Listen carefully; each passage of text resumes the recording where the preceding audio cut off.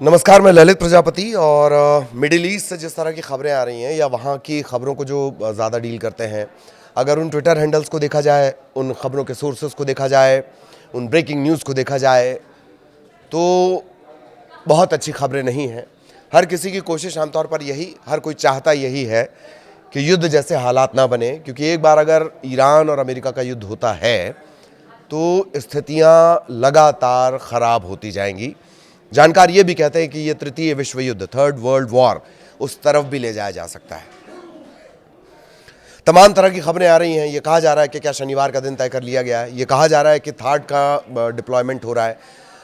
Air force का जमावड़ा बढ़ा दिया गया अमेरिका की तरफ से। अलग अलग खबरें इस तरह की भी आ रही हैं कि क्या अब सिर्फ ट्रंप के इशारे की देर है। ऑफिशियल्स तो यही कह रहे हैं।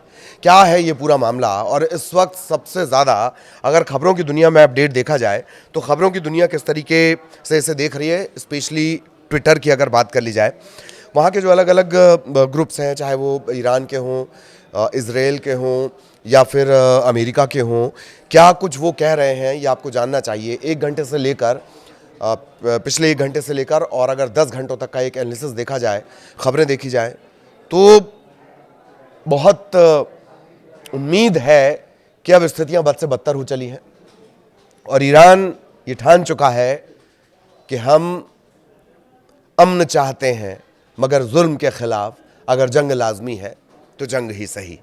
ऐसा लगता है कि ईरान ये डिसाइड कर चुका है। जरा पिछले कुछ ब्रेकिंग्स आप देख लीजिए, इससे आपको अंदाज़ा लग जाएगा। ईरान ने फारस की खाड़ी में संदिग्ध गतिविधियों पर नजर रखने के लिए 2 निगरानी ड्रोन लॉन्च किए हैं। 2 surveillance drone to monitor suspicious activity in Persian Gulf. इसके अलावा अमेरिका के 4 E-3G सेंट्री AWACS विमान और एक E-11A BACN विमान सऊदी अरब का जो प्रिंस सुल्तान एयरबेस है उसकी तरफ जा रहे हैं। आपको ये हमने बार बार बताया है कि ईरान के इर्द गिर्द अलग अलग military base, naval base, air force के बेस अमेरिका के हैं।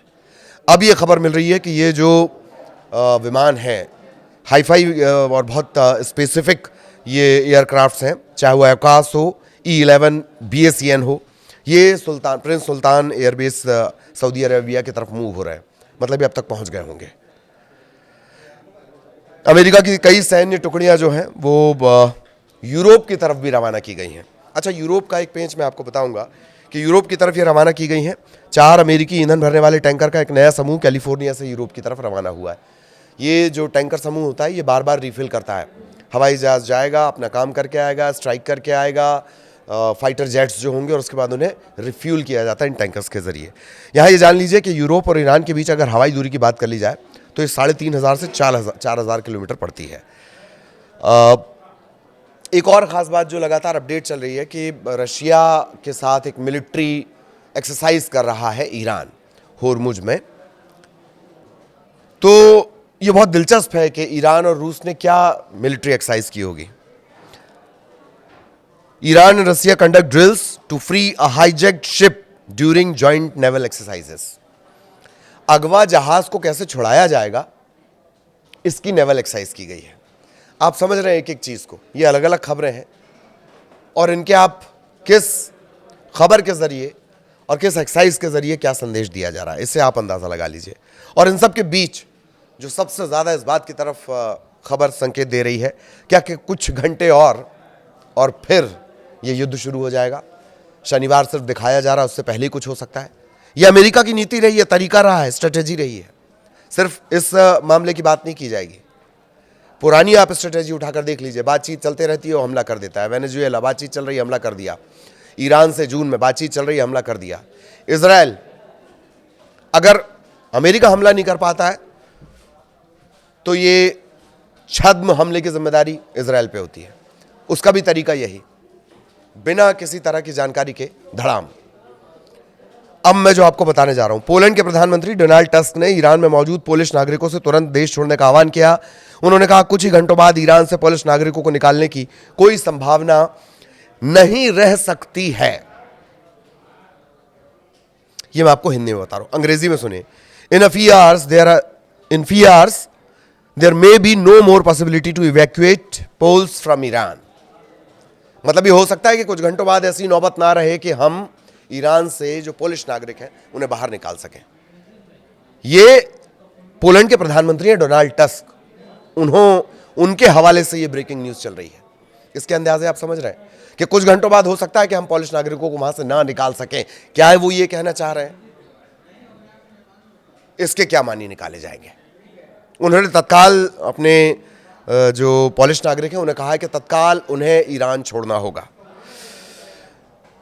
अब ये एक खबर ये दावा करती है कि तेहरान पर जो अमेरिका हमला करेगा वो लाखों बम से हमला कर सकता है। इसमें क्या क्या होगा, cruise missile ATACMS, AMRAAM, phosphorus, GBU-57।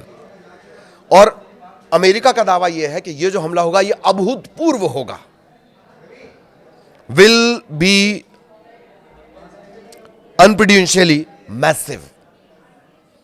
ये शब्द होते हैं किसी कहीं ध्वंस कर देना, जाके बर्बाद कर देना किसी चीज को, उसके लिए शब्द होते हैं। और ये हथियार जिनका हम जिक्र कर रहे हैं, ATCMS, AMRAAM, फास्फोरस, GBU-57, ये सब उस लेवल के हथियार हैं जो तबाही लाते हैं, तहस नहस करते हैं। एक और अपडेट जो इजराइल से आ रहा है, Israel is even ready to eliminate Donald Trump in order to have specific instruction to obliterate Iran put in effect। Iran को पूरी तरह से खत्म करने के लिए इजराइल भी अलर्ट मोड पर है। और डोनाल्ड ट्रंप का जो विशिष्ट निर्देश है, स्पेसिफिक इंस्ट्रक्शंस, उसमें अमल में लाने के लिए इजराइल उन्हें खत्म करने के लिए तैयार है। मतलब इजराइल अटैक के लिए तैयार है, मोटा मोटी ये समझ लीजिए। ये एक तरीके से बताया गया है, चेताया जा रहा है। अब कुछ और पहले जाएंगे, कुछ और पहले घंटे की जो ब्रेकिंग है वो मैं आपको बताता हूं। पेंटागन ने जॉर्डन, कुवैत, बहरीन, सऊदी अरब और कतर में लगभग 20 ठिकानों पर थार्ड और पैट्रियट वायु रक्षा प्रणालियां तैनात कर दी हैं। 2 रक्षा प्रणालियां हैं इसमें, एक तो थार्ड है, दोनों के बारे में जान लीजिए, वो भी मैं निकाल कर लेकर आया हूं। एक थार्ड है और एक पैट्रियट है। तो करीब करीब ये जो एयर डिफेंस सिस्टम है ये 20 अलग अलग बेसिस में भेजे गए हैं। थार्ड का ट्रांसफर हो रहा है, ये हमने आपको पहले भी बताया है। इसमें जॉर्डन, कुवैत, बहरीन, सऊदी अरब, कतर जहां पर पिछली बार सिंबॉलिक हमला ईरान ने किया था, और इस बार भी ईरान बार बार कह रहा है कि हम आपके इजराइल के अलावा अगर कहीं अटैक किया जाएगा तो वो अमेरिका के जो सारे बेस हैं। थर्ड क्या है, terminal high altitude area defence. Patriot air defence क्या है, इसे PAC-3 भी कहा जाता है।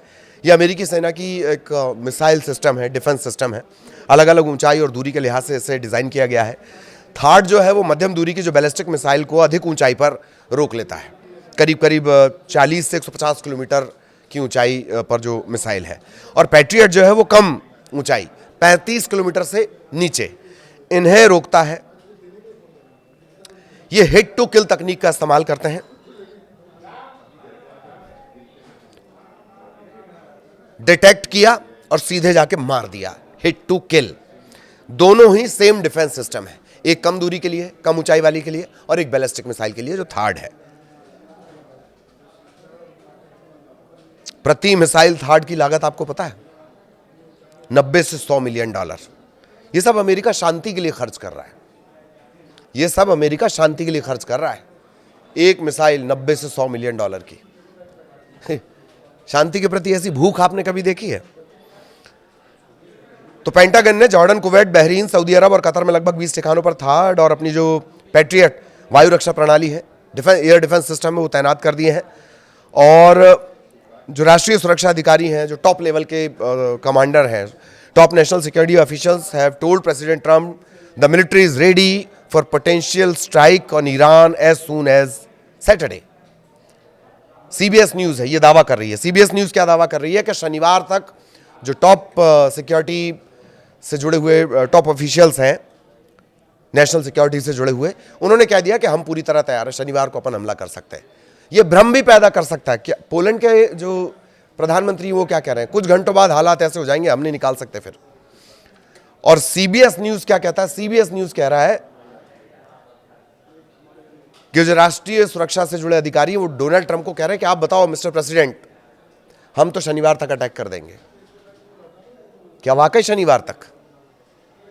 इधर इजराइल ने आक्रामक और रक्षात्मक दोनों तरह के अभियान के लिए अपनी सेना को तैयार, सेना का जो अलर्ट लेवल है वो बढ़ा दिया है। CNN के हवाले से खबर आई है। आक्रामक,